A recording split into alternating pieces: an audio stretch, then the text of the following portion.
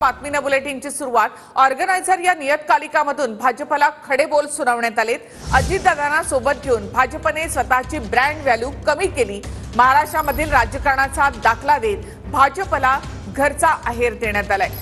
Organiser मधून ह्या कानपिचक्या भाजपला देण्यात आल्यात। तसेच अजितदादांवर टीका देखील करण्यात आली आहे। आरएसएसचे सदस्य रतन शारदा यांनी ऑर्गनायझर मध्ये हा लेख लिहिलाय।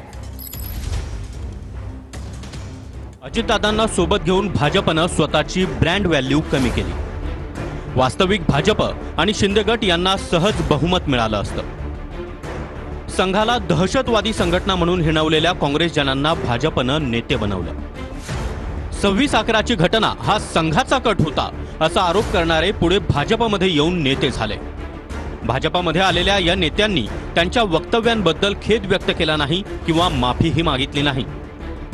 महाराष्ट्रातील खेळीमुळे अनेक वर्ष काँग्रेसी विचारधारेला विरोध करणारा सच्चा भाजप समर्थक दुखावला गेला।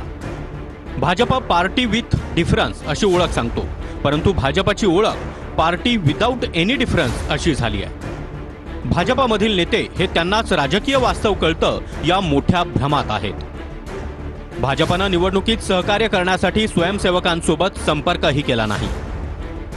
निस्वार्थपणे काम करणाऱ्या जुन्या समर्पित कार्यकर्त्यांकडे दुर्लक्ष झालं। ऑर्गनायझरनी खडे बोल सुनावलेले आहेत। देशातल्या मतदारांनी सुद्धा भाजपला खडे चाललेले आहेत।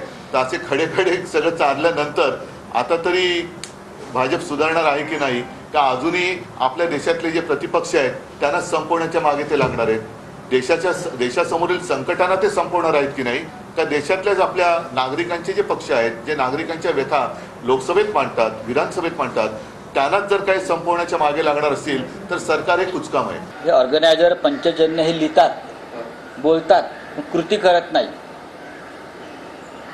ते कृती करत नाहीत। मोहनराव भागवत काल बोलले, कृतीत दाखवा। तुम्हाला खरोखर देशाची आणि समाजाची चिंता असेल तर बोलू नका। तुमच्यामध्ये कृती करण्याची धमक आणि क्षमता असेल तर ती कृपा करून दाखवा। प्रवचन आता फार जास्त झालेले आहेत।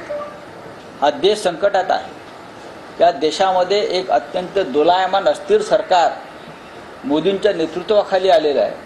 हे सरकार किती काळ टिकेल सांगता येत नाही। मी ते वाचलेलं नाही, जरूर मी त्याचंही वाचन करेन, त्याचंही माहिती समजून घेईन।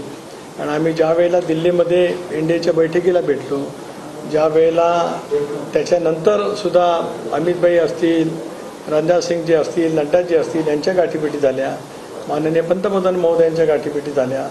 त्यानंतर राज्याचे उपमुख्यमंत्री देवेंद्रजींच्या समेत सुद्धा अनेक वेळा चर्चा झाली। कुठेही त्यांच्यापैकी कोणाहीकडून बोलण्यामध्ये असं कुठेही दुजाभाव त्या ठिकाणी आलेला नाही।